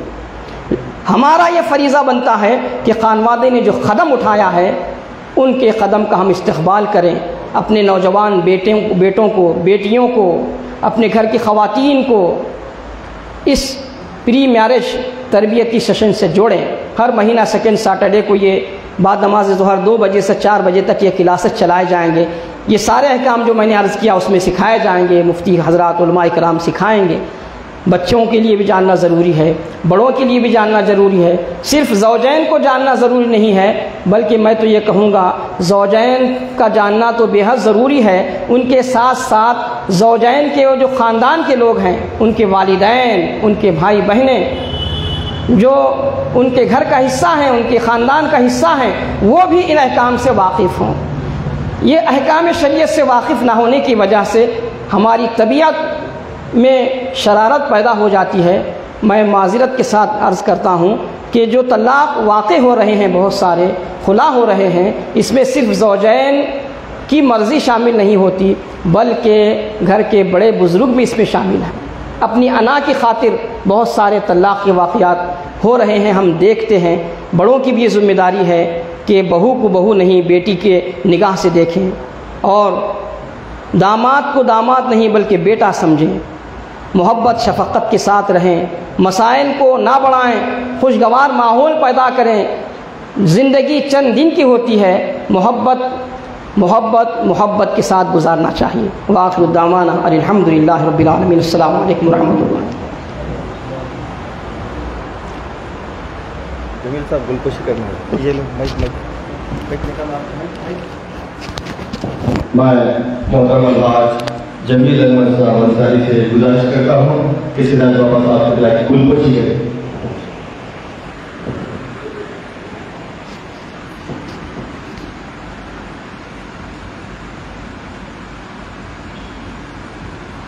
ساتھ ہی ساتھ میں جمیل انصاری صاحب سے گزارش کرتا ہوں کہ پروفیسر ڈاکٹر خواجہ محمد عبدالعزیز صاحب اکبر کی خدمت عالیہ میں گلہائے محبت پیش کریں۔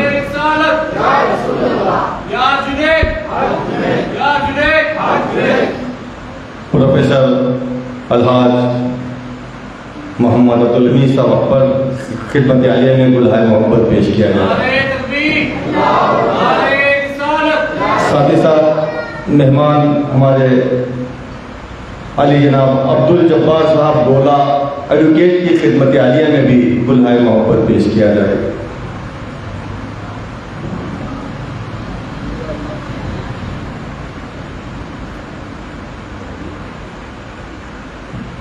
مسجد بارگاہ شیخ ڈکن کے خطیب و امام جماعت صاحب مقرر علامہ مولانا حافظ و قاری محمد فخر الدین صاحب جنیدی کی خدمت میں گلہائے محبت پیش کریں۔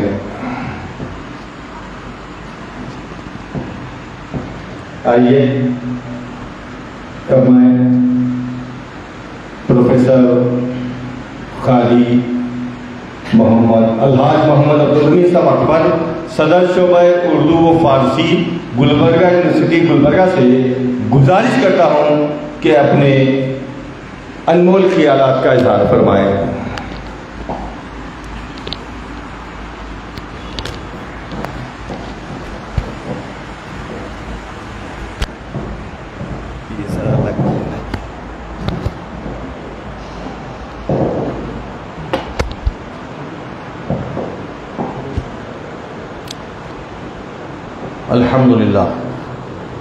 الحمد للہ رب العالمین والعاقبۃ للمتقین والصلاة والسلام علی رسولہ المختار الکریم اما بعد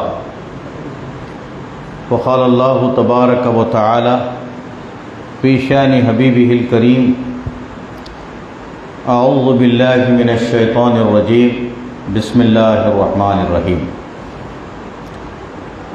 یا ایہا الذین آمنوا اتقوا اللہ حق تقاتہ ولا تموتن الا وانتم مسلمون صدق اللہ ورسولہ الکریم قال النبی صلی اللہ تعالی علیہ وسلم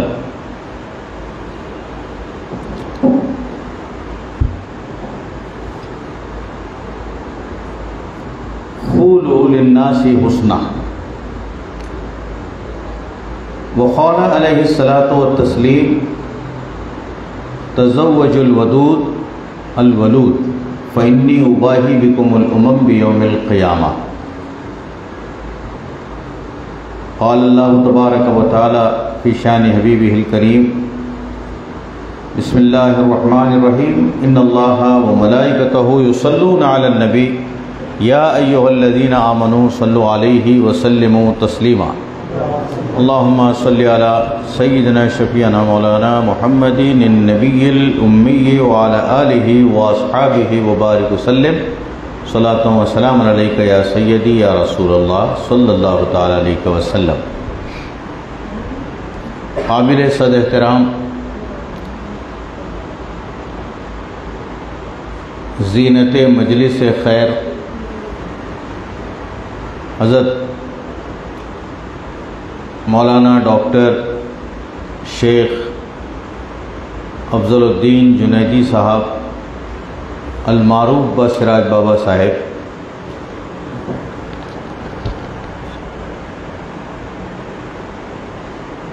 مد ظلہ النورانی،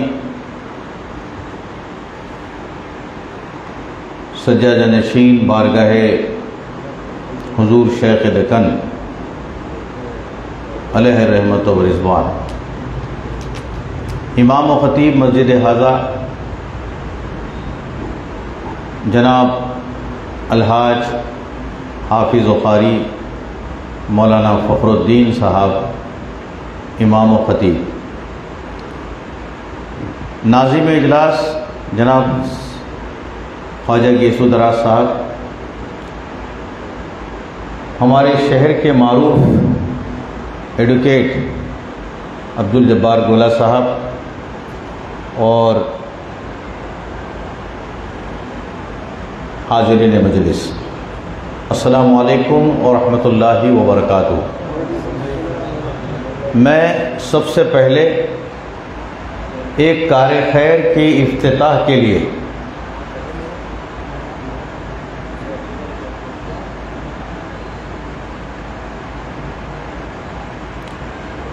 ڈاکٹر سراج بابا کی خدمت عالیہ میں ہدیہ تبریک پیش کرتا ہوں کہ انہوں نے ایک فرض کفایہ کو اپنے کندھوں پہ لیا اور اس کو ملت اسلامیہ کی خدمت کے لیے اپنے کو اور اپنے افراد کو تیار کیا۔ یہ آج کے دور کی ضرورت ہے، نیڈ آف دا ڈے جسے کہتے ہیں۔ بہت جلد حضرت نے محسوس کیا کہ اب کیا کیا جانا چاہیے، اور آپ سب جانتے ہیں کہ 14 جولائی سے پہلے ہم کو یکساں سول کوڈ کے نفاذ کی تیاری چل رہی ہے، اس سے پہلے احتجاج درج کروانا ہے۔ جیسا کہ ہمارے مولانا فخر الدین صاحب نے کہا کہ حیرت ہے کہ اب تک ہم 20 کروڑ ہیں تو کم از کم 2-4 کروڑ تو ہونا چاہیے تھا۔ 19-20 لاکھ کے لگ بھگ درخواستیں پہنچی ہیں، حالانکہ درخواست پہنچانے کے لیے نہایت آسانیاں فراہم کر دی گئی ہیں۔ ان آسانیوں سے بھی فائدہ اٹھانا نہیں چاہتے ہم، بلکہ بعض تو میں پرسوں مسجد میں جمعہ میں محسوس کیا کہ وہ فارم تک لا کے دے رہے ہیں کہ اگر آپ کو اس میں نہیں آتا ہے تو فارم بھر دیجئے، یا فارم بھرنے کے لیے فلاں صاحب آپ کی مدد کریں گے۔ اس کے لیے بھی یہ کیا ہے، کیوں ہے، کس لیے ہے، پوچھ رہے بعض لوگ۔ تو اس قدر بے راہ روی اور جانکاری سے دوری یہ خطرناک ہے۔ اس لیے ان چیزوں کو سب محسوس کرتے ہوئے شیخ دکن فاؤنڈیشن کے زیر اہتمام پری میرج تربیتی سیشن چلائے جانے کا اعلان ہوا ہے۔ پری میرج کا کیا مطلب؟ یعنی شادی سے پہلے تربیت، بولے تو احکام شریعت کی تربیت۔ شادی سے پہلے یعنی آئلی زندگی میں جب آپ ازدواجی زندگی میں داخل ہوتے ہیں نا، تو داخل ہونے سے پہلے جانکاری حاصل کرو، شریعت کے احکام سے واقف ہو جاؤ، ورنہ حرام اور حلال کی تمیز اڑ جائے گی تو ہماری زندگیاں بھی حرام ہو جائیں گی اور جو اولاد ہوگی وہ بھی حرام ہو جائے گی۔ آپ اس پوائنٹ پہ غور کیجئے۔ ہم اگر معلومات حاصل کیے بغیر غصے میں یا شراب کے نشے میں طلاق کا لفظ اللہ اور اس کے رسول کو ناپسند ہے، سخت ناپسند ہے، لیکن وقت ضرورت اس کی اجازت ضرور ہے، مگر ناپسندیدہ اجازت ہے، اجازت ہے لیکن ناپسندیدہ عمل ہے۔ ابھی آپ دیکھیے کہ ہمارے یہاں، اب آپ بول رہے ہیں کہ بھئی یکساں سول کوڈ کیا ہے؟ یکساں سول کوڈ کہ ایک ہی قانون، ایک ملک میں ایک ہی قانون چلے، سب کے لیے یکساں اصول و ضوابط مقرر کیے جائیں۔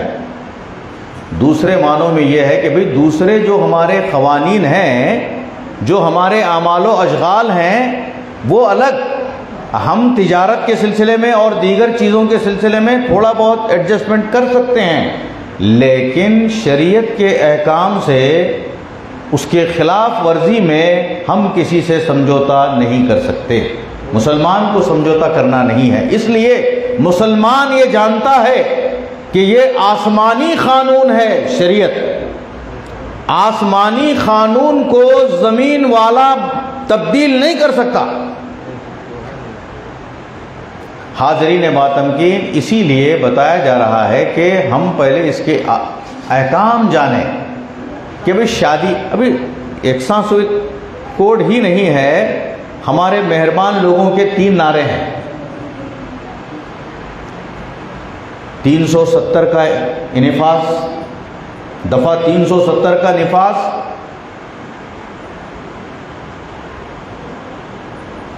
مندر کی تعمیر، بابری مسجد کے جگہ جو بنا رہے ہیں، رام مندر کی تعمیر، اور تیسرا نعرہ ہے یکساں سول کوڈ۔ یہ 3 میں سے 2 کی تکمیل کر دی انہوں نے، یعنی 370 کا دفعہ جو ہے کشمیر میں نافذ کر دیا گیا۔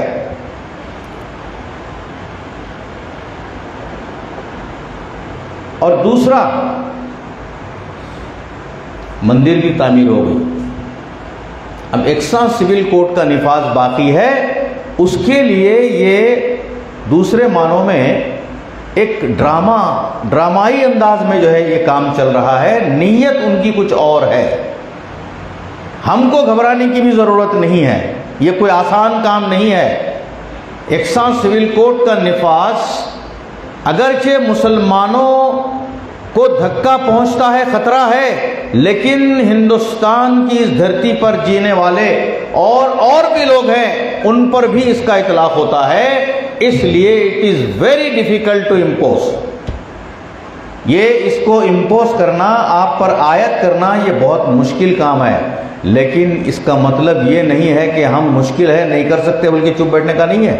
اب وقت آیا ہے کم از کم احتجاج تو درج کروائیں۔ ہم اس کے اشد ترین مخالفین میں سے ہیں، یہ اس طرح سے آپ درج کروائیں، یہ درج کروانا بہت ضروری ہے۔ بلکہ آپ میں سے یہاں جتنے بیٹھے ہوئے ہیں، ذرا مجھے بتائیے، ایک آدمی 100 ارے کچھ نہیں ہے، اس کے اندر سب موجود ہے، سب ریڈی ہے، صرف آپ کلک کیجئے، 2 سیکنڈ میں سبمٹ کیجئے، پہنچ جاتا ہے۔ تو ایک آدمی 100 لوگوں کو کرانے کا آپ یہاں پر وعدہ کریں، ابھی ٹائم ہے اتنا۔ اچھا ہاتھ اٹھائیے جو یہ کام نہیں کرنے والے ہیں۔ ارے واہ، اس کا مطلب یہ ہوا کہ سبھی یہ کام کرنے والے ہیں، اور 100 کم سے کم 200 اگر ہو تو اور اچھی بات ہے، یہ بھی کار خیر ہے۔ حضرات گرامی، آپ کو معلوم ہونا چاہیے کہ نکاح، طلاق، خلا، تبنہ، حضانت، وراثت، یہ ایسے امور ہیں کہ وراثت کو بھی ہم اپنی جائیداد کو بھی اپنی اولاد کے درمیان شریعت مطہرہ نے جو پیمانے مقرر کیے ہیں ان پیمانوں کے خلاف آپ نہیں جا سکتے۔ اب یہ ہو رہا ہے کہ وہ یکساں سول کوڈ کا مطلب یہ ہوا کہ آپ شادیاں جس طبقے سے چاہے کریں، یعنی سب کو اجازت ہوگی کہ آپ کسی اور مذہب کے لڑکی لائیں اور وہ کسی اور مذہب سے اسلام میں آ کر کے وہ ہماری لڑکیاں لے جائیں یا ہمارے لڑکا لے جائے، یہ جو ہے آپ کو رجسٹر کروانا ہوگا۔ شادی بھی اگر آپ کرنا چاہ رہے ہیں تو ان کے یہاں رجسٹر کروانا ہوگا، اور رجسٹر کرنے کے لیے بھی کوئی اچھا اب آپ دیکھیے کہ یہ جو جیسا کہ کہا آپ نے کہ رائے طلب کی جا رہی ہے، مشورہ طلب کیا جا رہا ہے شہریوں سے کہ ہم ایسا لا کمیشن کی جانب سے کہ ہم ایسا جو ہے کرنے والے ہیں، آپ کیا اس پہ مشورہ دیتے ہیں؟ ارے بھائی مشورہ کیوں پوچھ رہے ہو آپ؟ یہ مشورہ جو ہے یہ رائے آپ ایجنڈا بتائے بغیر جو ہے رائے پوچھ رہے ہیں کیا وکیل صاحب؟ ابھی آپ کیا کرنا چاہتے ہیں، کیا کیا کرنا چاہتے ہیں، اٹ از ناٹ کلیئر، واضح نہیں ہے، یہ بالکل مبہم رکھ کے کام کیا جا رہا ہے۔ مطلب یہ ہوا جیسا میں مثال دیا کہ شادی کرنا چاہیں تو آپ رجسٹر کروانا ہوگا۔ اب رجسٹر کرنے کے لیے آپ تیار بھی ہو گئے، لیکن وہ بعد میں آپ کے سامنے شرائط آئیں گے، اور وہ شرائط ایسے لائے جائیں گے جو مطلقاً ناقابل عمل ہوں گے، نافذ العمل ہونے میں مشکلات ہوں گے، ایسے شرائط لائیں گے کہ تم اس کی تکمیل نہیں کر سکو۔ نتیجہ کیا ہوگا؟ ارے ہو بھی ایسا نہیں ہو رہا، شادی نہیں ہوگی، دن چلے جائیں گے، اور بہت دن جانے کے بعد انسانی فطرت کو کب تک دبائیں گے؟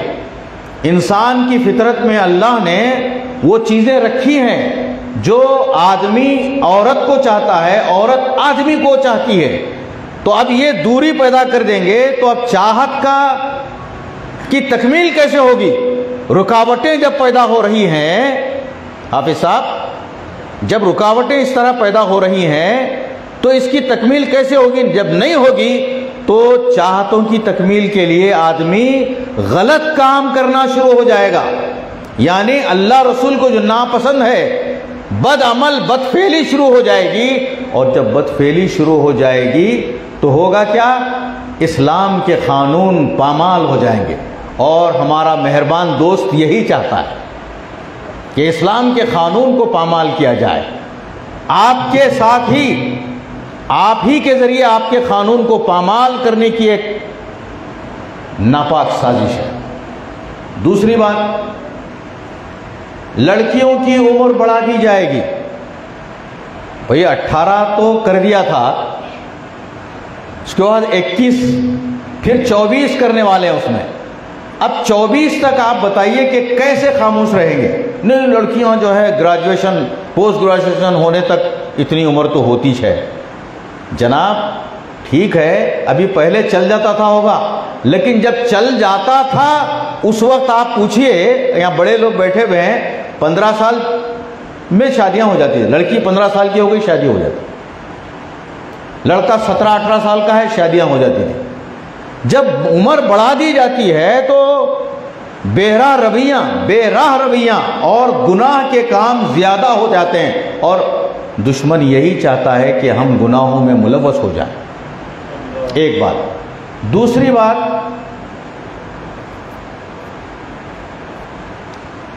مساوات کہتے ہیں، یکساں سول کوڈ بولے تو مساوات کہہ کے مساوات، لڑکے کو بھی طلاق دینے کا حق حاصل ہے تو لڑکی کو بھی طلاق دینے کا حق حاصل ہونا چاہیے، یہ مساوات۔ ارے بھائی لڑکا جو ہے طلاق دے دیتا ہے، اس کو اختیار ہے، لیکن اس اختیار والے سے بھی شریعت کا مطالبہ ہے کہ اس معاملے میں زیادہ غور و خوض کرے۔ ارے بھائی قرآن نے کیا بہترین نظریہ دیا ہے، شریعت مطہرہ قرآن اور حدیث سے مستنبط فقہ ہے، وہ فقہ اسلامی قانون ہے کہ اگر بہت ہی آپ کو ایڈجسٹ نہیں ہو رہا ہے، ارے بھائی پہلے تو بتایا گیا کہ بستر الگ کرو، الگ کر کے یہ احساس دلایا جا رہا ہے کہ طلبی ہوتی ہے کیا، جب طلب ہوتی ہے تو پھر غربت ہو جاتی ہے۔ اس کے باوجود بھی اگر معاملہ سدھر نہیں رہا ہے، بھائی ایک جسم ہے ہمارا، پیر کو انگوٹھے کو کچھ تھوڑا سا آپ کے یہ ہو گیا، مار لگ گیا، بعض لوگوں کو انگوٹھے کا مار لگ گیا تو زخم جو ہے جلدی مندمل نہیں ہوتا تو یہ کیا جاتا ہے، وہ کیا جاتا ہے، سارے کام کیے جاتے ہیں۔ اس کے بعد آہستہ آہستہ جب زہر چڑھنے لگتا ہے تو ڈاکٹر کا مشورہ ہوتا ہے کہ پیر آپ کو بلکہ پنجے سے کاٹنا پڑے گا۔ اب ان بولتا کہ بھئی انہیں علاج ہوتا ہے کہ دیکھیں گے ایسی دوا لے لیں گے، دوائیں کھائیں گے، گولیاں کھائیں گے، لیکن آگے پھر چند دن جاتے ہی تیزی کے ساتھ وہ گھٹنے تک آیا، پھر تیزی کے ساتھ اور اوپر چڑھ گیا تو مجبور ہو گیا ران سے کاٹنے پر۔ تو کیوں؟ اگر یہ کاٹ کے نہیں پھینکیں گے تو سارا جسم جو ہے زہر سے بھر جائے گا اور آدمی مر جائے گا۔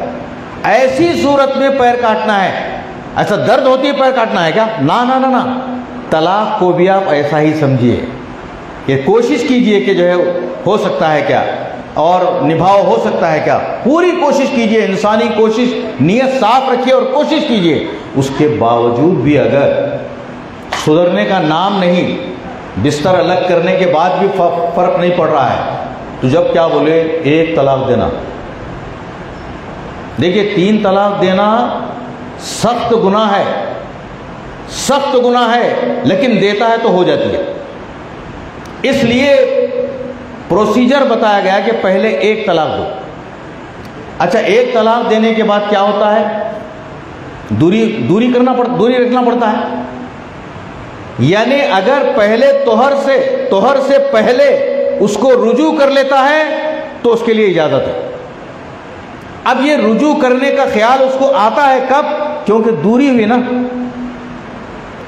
اگر سمجھیے وہ رجوع نہیں کر لیا، طلاق کا لفظ استعمال نہیں کرا بھی تو دوسری پڑ جاتی ہے، اسی طرح تیسری بھی آٹومیٹک ہو جاتی ہے۔ اب 3 طلاق دینے پر بھی 3 طلاق واقع ہو جاتے ہیں۔ اس طرح 1 2 کر کے بھی آپ لمبا لے جا کر کے انہیں موقع دے رہا ہے۔ اسلام جو ہے ذرا موقع دے رہا ہے کہ بھی اب بھی 3 طلاق اب دیتی ہو گئے، حرام ہو گئی بیوی، تا وقتے کہ حلالہ نہ کیا جائے۔ اب حلالے پہ بھی ان کو اعتراض ہے، بغیر حلالے کے جو کرو گے 100 سول کوڈ۔ تو یہ خدا کے اور رسول کے حکم کی خلاف ورزی ہے، ہم کو اللہ رسول کے خلاف چلنے پہ مجبور کیا جا رہا ہے۔ تو ہم اس کی جانکاری کریں۔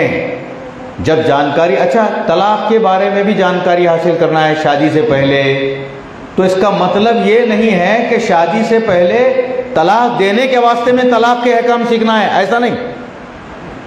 طلاق سے بچنے کے لیے احکام سیکھنا ہے، طلاق کے اس عمل سے بچنے کے لیے احکام سے واقف ہونا ہے، خلا کے عمل سے بچنے کے لیے احکام شادی سے پہلے اس کی تربیت حاصل کرنا ہے۔ اچھا صاحب طلاق تو دے دیا اور بعد میں جو ہے پریشان ہو گیا کہ میں غصے میں دے دیا، میں جو ہے نشے کی حالت میں تھا، میں دے دیا، اب میں پھر رجوع کرتا ہوں۔ اس کو دیکھیے دوری ہو گئی نا، غربت نہیں ہے، اب 15 دن دور بھی رہے نا تب اس کو احساس ہوتا ہے۔ تو جب یہ احساس ہوا تو کوئی کام کا نہیں ہے جب تک کہ تم اس کو حلالہ کا عمل سے نہ گزارو۔ اچھا حلالہ بھی سنیے، اگر کوئی ایسی بات ہو گئی، طلاق ہو گئی، طلاق واقع ہو گئی، بیوی حرام ہو گئی، اب یعنی اس پہ اس کا نہیں چل سکتا، تو حلالہ کے احکام بھی کیا ہے معلوم ہے آپ کو؟ یہ حلالہ کیوں رکھا گیا؟ آدمی سب کچھ برداشت کر سکتا ہے، شرک برداشت نہیں کر سکتا، شرکت۔ اللہ تعالیٰ بھی اپنی ذات میں کسی کو شریک کرنا اس کو سب سے زیادہ ناپسند۔ ان الشرک لظلم عظیم، اللہ کے نزدیک بھی شرک بہت بڑا ہے، گناہ ہے۔ تو خدا ہو کر دوسرے کو خدا ماننے پر اس کو ظلم قرار دے رہا ہے، تو یہ کیسا شوہر ہے جو حلالہ کے لیے جو ہے نا دوسرے شوہر کے پاس اس کو بھیج رہا ہے. یہ شرکت کیسے؟ اس لیے یہ حلالہ رکھا گیا کہ اس کو احساس ہو جائے کہ اپنی منکوحہ دوسرے کے بستر پر کیسے برداشت کرے گا. بتائیے آپ، کہیں ایسا ہو سکتا ہے کوئی ایسا مرد ہے جان کے لالے پڑے؟ اگر جب نکاح میں ہے، اگر کوئی دوسرا مرد اس بری نگاہ سے دیکھا اور اس کو معلوم ہوا یا کچھ ایسا قابل اعتراض عمل ہوا تو اس کو ایسا غصہ آتا ہے کہ اس کی جان لینا اس کو آسان ہو جاتا ہے. تو پھر اب طلاق دینے کے لیے بھی سوچنا ہے. اس لیے تعلیم حاصل کرنا ہے، تربیت حاصل کرنا ہے، طلاق سے بچنے کے لیے، طلاق دینے کے لیے نہیں. ایک بات. دوسری بات میں آپ کو یہاں یہ بتانا چاہتا ہوں کہ طلاق یعنی پیر بھئی کاٹنا ضروری ہے تو پیر کاٹ دیا آپ نے، پورے جسم کو بچانے کے لیے پیر کاٹ دیا، پورے خاندان کو بچانے کے لیے طلاق دینا پڑتا ہے. بات تو ایسے مواقع آتے ہیں، لیکن ایسی صورت، آخری صورت میں بھی جب طلاق ہو جاتی ہے تو کیسا رخصت کیسا کرنا ہے صاحب؟ کیا کہنے؟ احسان کرو اس کے ساتھ. طلاق بھی ہوگی، نفرت کے ساتھ مت بھیجو اس کو، کچھ دے کر کچھ اضافہ. ارے بھائی مہر ہی کیا، اس سے اضافہ دے کر کے اس کو بھیجو. یہ کہا گیا. کیا اسلام کی تعلیم ہے، سبحان اللہ. یعنی اس کو علیحدہ بھی کر رہے ہیں تو اس پر احسانات کر کے بھیجو کہا گیا. خلا کی بات لیجیے آپ. بے شک خلا کا اختیار عورت کو مکمل اختیار حاصل نہیں ہے. خلا کی طلبی کی اجازت ہے، وہ خلا طلب کر سکتی ہے، لیکن خلا کی تکمیل شوہر کے قبول کرنے پر ہو جاتی ہے.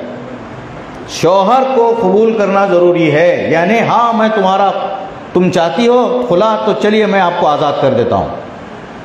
اگر وہ سمجھے کہ یہ جملے نہیں بولتا ہے تو چاہے برسوں گزر جائیں اس کو علیحدگی نہیں ہو سکتی، اس کے خلا کی تکمیل نہیں ہو سکتی.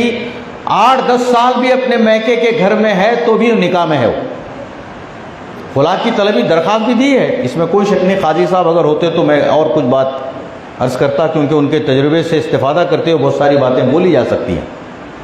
تو خلا کی تکمیل بھی جب تک کہ لڑکا نہ کہے. اچھا آپ بولیں گے بھائی اب یہ تو لوگ بول رہے ہیں کہ بھائی جیسا ان کو طلاق دینے کا اختیار ہے مرد کو، یکساں سول کوڈ میں یہ آئے گا کہ مرد عورت کو بھی اگر چاہے تو جب چاہے عورت علیحدہ ہو سکتی ہے. یہ اختیار اگر اس کو دیا جائے تو کیوں نہیں دیا گیا؟ شریعت نے کیوں نہیں دیا؟ شریعت نے اس لیے نہیں دیا. آپ ترکے کے احکام میں دیکھیے کہ ترکے میں مرد لڑکے کو 2 حصے ہے، لڑکی کو آدھا حصہ. اب اس کے وجوہات بھی ہیں، وہ ناانصافی نہیں ہے. ارے اللہ نے اس طرح کا فیصلہ کیا ہے تو اللہ کے فیصلے میں کیسے لغزش ہو سکتی ہے؟ تو اللہ سے بڑھ کر کون سچی بات کر سکتا ہے؟ رسول سے بڑھ کر کون سچائی کی بات پیش کر سکتا ہے؟ تو کہیں نہ کہیں اس کا ایڈجسٹمنٹ ہوتا رہتا ہے، اس لیے آدھا دیا گیا ہے. وہ الگ مسئلہ ہے، میں نہیں جاؤں گا ادھر. میں یہ بتانا چاہ رہا ہوں کہ عورت کو طلاق کی اجازت اسلام نے کیوں نہیں دی. خلا یعنی مہر معاف کر کے گلو خلاصی کر لیتے ہیں، لیکن اگر لڑکا چاہے یا چاہا کہ میں بالکل آپ کو آزاد کر دیا تو ہو جاتا. لٹکائے رکھتے ہیں 8-8 10-10 سال، دیتے ہی نہیں. پھر وہ مختلف قسم کی چیزیں کر کے. ارے بھائی اگر آپ دیندار ہیں واقعتاً مسلمان کا مطلب کیا ہے؟ ارے اسلام کا مطلب یہ ہے کہ گردن جھکا دینا. گردن جھکانے کا نام اسلام ہے. اللہ اور اس کے رسول کے ہر حکم پر گردن جو ہے جھکانا ہے. تو اگر یہ مزاج میں آپ کے ہے تو گھر میں ہی فیصلہ ہے، نہ قاضی صاحب پر جانے کی ضرورت ہے، نہ آپ کو عدالت میں جانے کی ضرورت ہے، گھر میں ہی سب فیصلہ ہو جائے گا. تو عورت کو خلا کی اجازت یعنی طلاق کی خلا کی اجازت ہے، لیکن خلا کی تکمیل نہیں کر سکتی. وہ طلاق کی اجازت کیوں نہیں دی گئی؟ اس لیے نہیں دی گئی کہ مرد کے مقابلے میں عورت کے فیصلے اکثر و بیشتر جذباتی یا عجلت کے ہوتے ہیں. تعجیل ہوتی ہے. تو اس لیے اسلام نے منع کیا کہ عورت کو اگر موقع دیا جائے تو جب چاہے وہ دینے کے لیے تیار ہو جائے گی، اور پھر اس طرح سے کھلواڑ ہو جائے گا. تو حاضرین باتمکین، یہ نکاح اور طلاق کے بارے میں بتا رہا تھا. یہی باتیں آپ کو بتانے کے لیے یہ سینٹر قائم کیا گیا ہے، جہاں پر جو ہے اس کی تربیت کی جائے گی. اس تربیت کے حاصل دیکھیے جتنے یہاں بیٹھے ہوئے ہیں اپنے اپنے گھروں میں، رشتہ داروں میں، محلے میں اس بات کو عام کر دیجئے کہ جس کی شادیاں قریب ہیں، جس کی شادیاں ہونے میں 2-4 مہینے ہیں یا 6 مہینے ہیں، جیسا بھی یہاں اصول شادی سے پہلے، یہ مہینے میں ایک مرتبہ ہے نا، ہاں مہینے میں ایک مرتبہ سیشن آپ اٹینڈ کریں. علماء اکرام یہ احکام بتانے کے لیے، تربیت کے لیے آپ کے لیے تیار ہیں، صاحب نے انتظام فرمایا ہے. تو اس طرح سے یہ کام ہوگا. یہ نکاح اور طلاق کے بارے میں بولا ہوں. اسی طرح جائیداد کی تقسیم کے لیے جیسا میں نے کہا کہ اسلام 2 حصے مرد کو اور 1 حصہ عورت کو، یعنی لڑکے کو 2 حصے، لڑکی کو 1 حصہ. اب وہاں بھی یکساں سول کوڈ نافذ میں کیا ہوگا؟ جب یکساں ہیں تو کیوں بھائی، اور ہمدردی ہے دکھا رہے ہیں عورتوں کے ساتھ، مسلم عورتوں کے ساتھ ہماری ہمدردی ہے. اور یہ بول کر کیا کر رہے ہیں؟ نفسیاتی کھیل کھیل رہے ہیں کہ مرد کو جتنا حصہ جائیداد میں ہے عورت کو بھی اتنا حصہ دیا جانا چاہیے. جن بچیوں کو، جن لڑکیوں کو یہ احکام معلوم نہیں ہے وہ تو بالکل کان کھڑے کر دیں گے، اور جن کے پاس اسلامی احکام کی تربیت نہیں ہے وہ تو برقع پہن کر بھی جائیں گی کہ ہاں ہم کو آدھا پورا حصہ دیجیے، ہم کو پورا حصہ دیجیے، آدھا نہیں پورا حصہ دیجیے. اور ایسے کرائے کے برقعے ملتے ہیں بہت سارے، ہمارے مہربان دوستوں کے پاس اطراف میں پھرتے رہتے ہیں، وہ اس کا ان کو صلہ بھی ملتا رہتا ہے. وہ دنیا کے تک ہے، آخرت تباہ ہے. مگر قربان جائیے صاحب، 99% ہماری مسلم خواتین کبھی بھی اس کے جھانسے میں نہیں آئیں گے، بلکہ وہ اعلان کریں گے کہ ہمیں بھائی کے مقابلے میں ہم کو آدھا ہی حصہ، یہ اسلام کہتا ہے ہم اسلام کے قانون کو مانیں گے، تمہارے قانون کو ہم نہیں مانیں گے، اگرچہ ہمارا فائدہ ہے اس میں دنیاوی. ہم سلام کرتے ہیں ہماری اسلامی خواتین کو. یہ جذبہ آج بھی موجود ہے. حاضرین اکرام، میں آپ سے ایک اور بات عرض کرنا چاہتا ہوں. بھئی اصل میں یہ شوشہ چھوڑا گیا بھوپال میں، اور بھوپال ہی میں کسی منچ کی جانب سے سارے مذاہب کے دانشوروں کو بلا کر ایک میٹنگ لی گئی. اب بھی ضرورت ہے کوئی ایسا موقع نکالیں صاحب، ایک تجویز ہے کہ سارے مذاہب کو ملا کر بھی ایک میٹنگ لی جائے اس سلسلے میں، اور اس سلسلے میں تبادلہ خیال کیا جائے. ہمارے وکلاء بھی ہوں گے، ہمارے علماء بھی ہوں گے، اور ان کے دانشور بھی ہوں گے، اور ہمارے سارے لوگ. جی ہوگی کیا؟ ماشاءاللہ، تو بہت اچھی بات ہے.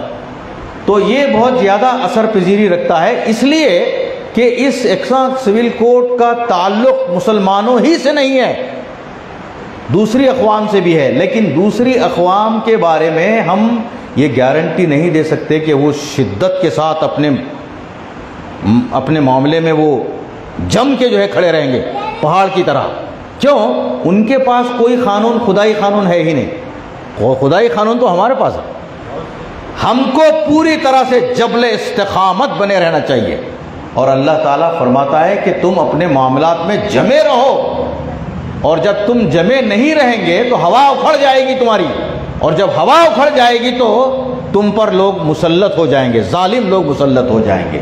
حاضرین، میں آپ کو بتاتا ہوں، کوئی میں آپ کو اس طرح کا عمل کرو نہیں کہتا، مگر چپ ذہن میں رکھنے کے لیے بول رہا ہوں. کیا 20 کروڑ تو کیسا بھی ہیں، مگر حساب سے اگر دیکھا جائے تو ہم 25 کے آگے بھی جا سکتے ہیں. چلو میں 20 کروڑ ہی مانتا ہوں. 20 کروڑ ہے نا. ارے بھائی ہندوستان ہماری زمین ہے. ہماری زمین اس لیے ہے کہ حضرت آدم علیہ السلام جب نازل ہوئے تو نہ سعودی عرب میں اترے، نہ عراق میں اترے، نہ امریکہ میں اترے، نہ کسی اور جگہ اترے، ہندوستان میں اترے، ہے نا بھائی؟ تو ہمارے آباء و اجداد کا وطن ہے یہ، تو ہم کیسے جائیں گے یہاں سے؟ اور بھی دوسری باتیں بھی ہیں اس کے حوالے سے. تو میں اب ایک اپنے پوائنٹ پہ آتا ہوں کہ ہم ہندوستان میں ہیں 20 کروڑ. اب تک وکیل صاحب 1947 کے بعد سے لے کر اب تک 75 سالوں میں 76 سالوں میں 75,000 فسادات ہوئے. کتنے ہوئے؟ 75,000 سے زیادہ فسادات ہوئے. مجھے بتائیے پورا ٹوٹل کر کے 1 کروڑ ہوئے کیا؟ بتائیے. 75,000 فسادات کے باوجود 1 کروڑ بھی کٹے نہیں، مرے نہیں، یا پھر ان کو قتل نہیں کیا گیا اور وہ کام نہیں ہے.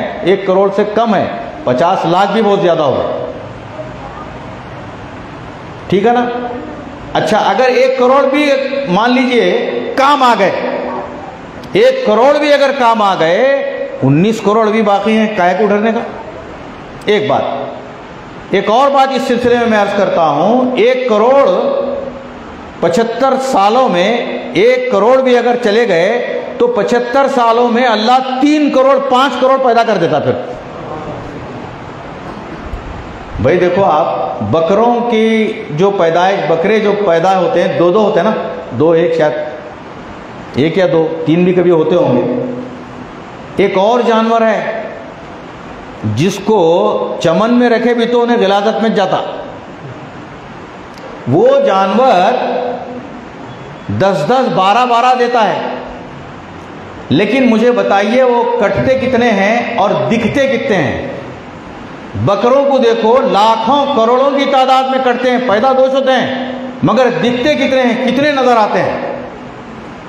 تو یہ مسلم قوم ہے، جتنے اس میں چھٹیں گے نا اتنے اس کے کونپلیں پھر مزید کھلیں گے. تو ڈرنے کی کوئی بات نہیں ہے. ہم احکام کو سمجھنے کی کوشش کریں اور احکام کو سمجھنے کے لیے یہ کلاسز اٹینڈ کریں. اور بات میں آپ کو عرض کرتا ہوں، یہ شادی پہلے نکاح تھا نا بھائی، اس میں شادی کے بعد جب جو ہے نکاح کے بعد جب طلاق کھلا ہے، نکاح پہلے ہے. نکاح میں جو خطبہ نکاح پڑھا جاتا ہے، جتنے شادی شدہ ہیں کوئی ہاتھ اٹھائیے ہماری شادی میں خطبہ تو نہیں ہوا، ذرا ہاتھ اٹھائیے. ماشاءاللہ. تو مطلب یہ ہوا کہ سب کی شادی میں خطبہ پڑھا گیا. ابھی میں ایک دن میں 2 خطبے دینے پڑے، تو میری یہ کوشش رہتی ہے کہ خطبہ نکاح کا خلاصہ بیان کیا جائے. عام طور پہ قاریون نکاح کیا کر رہے ہیں ہمارے گیس و دراز، خطبہ بھی صحیح پڑھنے نہیں آ رہا ان کو، معاف کرنا. ابھی بچے نے جو ہے سورہ فاتحہ پڑھی، ہمارے مدرسے کا ہی شاید ہے یہ بچہ جو پڑھا ہے نا. ہاں، اس کی بھی اور مزید تربیت کی ضرورت ہے. میں اصلاح کے لیے بول رہا ہوں. اس کے بچے کو میں بلا کے مولا بیٹا ولد ضالین کیسا پڑھے آپ؟ دال ہے کہ وہاں کیا ہے؟ تو بولے زال ہے، بولے زال. تو اس لیے آپ دال پڑھے کیا؟ بولا زال ہے تو زال تو پڑھنا تھا کم سے کم، لیکن زال سے پڑھے تو بھی معنی بدل جاتے ہیں. نماز میں پڑھے تو نماز فاسد. یہ احکامات بھی بتانا چاہیے ہمارے کو. نماز پڑھ رہے ہیں تو نماز کے احکام بتانا چاہیے. ہمارے جمعے کے خطبوں میں اس طرح کی تربیت بھی ہونا چاہیے. عبادتوں کے معاملات، عبادتیں اور معاملات، ان سب کے بارے میں وقتاً فوقتاً جب بھی ضرورت پڑے.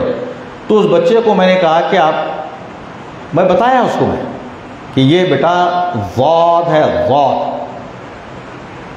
اور ولد ضالین کو ولد دالین پڑھنے کا ایک فیشن شروع ہوا ہے. کسی بھی قیمت پر دال ہے ہی نہیں، دال پڑھنا ہی نہیں ہے. اور آپ بولیں گے نہیں صاحب سعودی عرب میں بھی ہم دیکھتے ہیں ایسا. ارے بھائی سعودی عرب معیار ہے کیا؟ سعودی عرب میں اگر کوئی مان لیجیے چوری کر رہا ہے تو آپ بھی چوری کریں گے؟ یہ ادائیگی کی چوری ہے. بہت متوجہ ہونے کی ضرورت ہے. ہر جگہ جو ہے تہذیب کی ضرورت ہے. ہر جگہ تلفظات صحیح ادا کرنے کی ضرورت ہے، ورنہ معنی میں تبدیلی آ جاتی ہے۔ صاحب نے ایک شعر پڑھا نا، کیا شعر تھا وہ؟ ورنہ طاعت کے لیے کچھ کم نہ تھی کرو بیاں، فرشتے کم نہیں تھے نا بھائی اطاعت کے لیے، درد دل کے واسطے پیدا کیا انسان کو، تو ایک دوسرے کا درد ہمارے پاس ہونا چاہیے۔ تو میں آخری پوائنٹ پہ آ کے تھوڑا سا آپ کی توجہ چاہوں گا کہ سارا دار و مدار ہماری زندگی کا میاں بیوی کے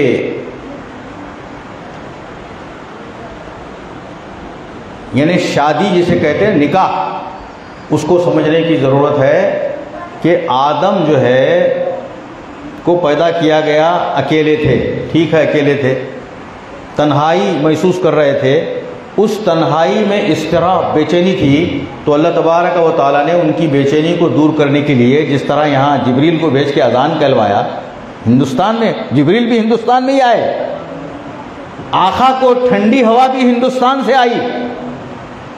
تو اب بات یہ ہو رہی تھی کہ حضرت آدم علیہ السلام اکیلے تھے، ان کی تنہائی کو ختم کرنے کے لیے اللہ تبارک و تعالیٰ نے حوا کو پیدا کیا۔ سنیے، جن کی شادیاں ابھی ہونے والی ہیں وہ ذرا غور سے سنیے، جن کے ہو چکی ہیں انہوں بھی سنو، کیونکہ ان سب کی زندگیوں سے اس کا تعلق ہے۔ تو اللہ تبارک و تعالیٰ نے حضرت آدم علیہ السلام کو کچھ دیر کے لیے غشی طاری کر دی۔ تفسیر ساوی حاشیہ علی الجلالین، تو غشی طاری کر دی گئی اور اللہ تبارک تعالیٰ نے بائیں پسلی نکالی اور کن ہوا کہا تو ہوا ہو گئیں، اور جب ہوا ہو گئیں تو آدم علیہ السلام ادھر ادھر دیکھ رہے ہیں، جنت میں کیسی کیسی نعمتیں ہوں گی جناب، ساری نعمتیں، اچھا سب نعمتیں چھوڑو، حور کیسی تھی پوچھو آپ، جو چھوٹا بچہ بھی ہے تو بولتا ہے حور کیسی ہے بھائی وہاں، اور یہ بہت خوبصورت ہے، حور کے لفظ کے ساتھ خوبصورتی جو ہے تشکیل پاتی ہے۔ میں وہ حور کا بھی ذکر نہیں کر رہا ہوں، حور کے سر کا ایک بال، وکیل صاحب ایک بال صرف وہاں سے نیچے دنیا میں گرا دیا جائے تو اس بال کی روشنی سے پوری دنیا چمک اٹھے گی۔ اب بتائیے کہ اب جنت کی نعمتیں کیسی ہوں گی، یہ بتانے کے لیے میں بول رہا ہوں۔ تو ان تمام جنت کی نعمتوں کو چھوڑ دیا آدم علیہ السلام نے اور حوا میں دلچسپی لینے لگے۔ اب مجھے بتائیے حوا میں وہ کیا چیز تھی، اور حوا نام کیوں پڑا جناب، یہ بھی بتا دو، حوا کیوں کہا جاتا ہے؟ اصل میں یہ تھا حیات کی تائے تانیث تعلیل ہو کر کے واو میں تبدیل ہو کر حوا ہو گئی۔ تو کیوں ہے یہ حوا؟ آدم علیہ السلام کو بے جان مٹی سے پیدا کیا گیا تھا اور حوا کو جاندار آدم سے پیدا کیا گیا، اس لیے حوا رکھا گیا نام۔ جب حوا رکھا گیا تو جناب پوری کائنات میں 18,000 مخلوق ہے، تمام 18,000 مخلوق کے بعد آخر میں آدم کو پیدا کیا گیا، انسان کو بعد میں پیدا کیا گیا، کیونکہ سارے عالموں کا خلاصہ آدم ہے۔ آدم کو پھیلا دے تو کائنات ہے، کائنات کو سمیٹے تو آدم ہے، ٹھیک ہے؟ اور یہ سب کس کے نور سے بنے؟ محمد الرسول اللہ۔ جب جبریل آدم جب یہاں داخل ہوئے ہندوستان